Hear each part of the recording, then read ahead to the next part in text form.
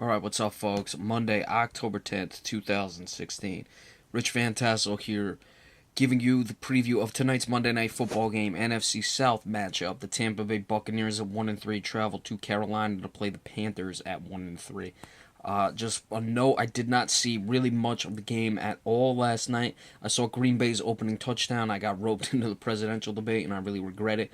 So, just check the box scores out wherever for that one. Don't really have much analysis for you. Now, as for tonight's game, the Buccaneers are 1-1 on the road. Carolina is 1-1 at home. We'll get into the implications for this game after the injury report. First, for the visiting Tampa Bay Buccaneers, Charles Sims, the running back, is on injury reserve.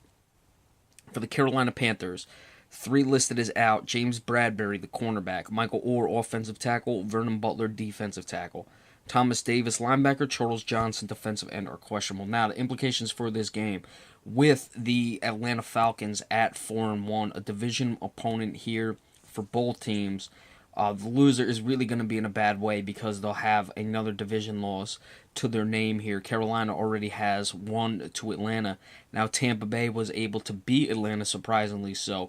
Their loss wouldn't hurt as much, but a loss for either one of these two teams is going to be very, very difficult to overcome in a division where where Atlanta seems to be running away with it. So it's important for both teams tonight, especially if you want to say the Carolina Panthers, who were in the Super Bowl last season.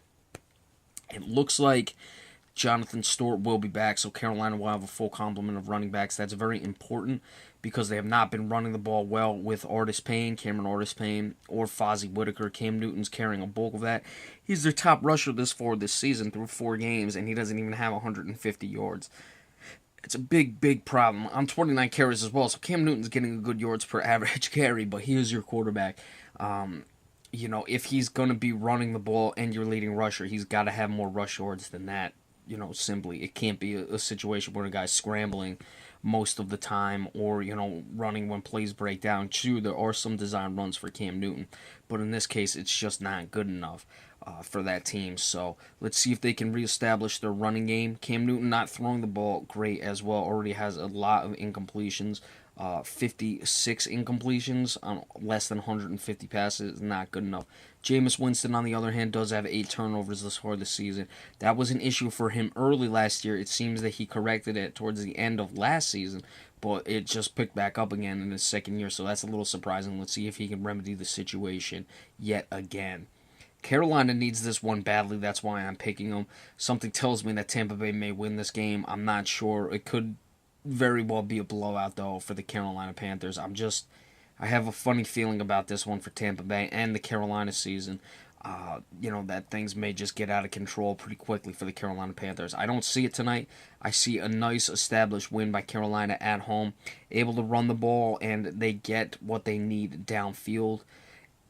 And even though there are injuries in the secondary, especially to James Bradbury, who I think is an up-and-coming corner, I think there's going to be a few turnovers for Jameis Winston. But he will put up points.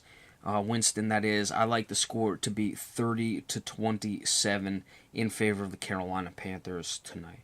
Alright, so be sure to stay tuned for any other flash alerts we have and baseball updates throughout the rest of the week. Thank you all so much. Have a good one.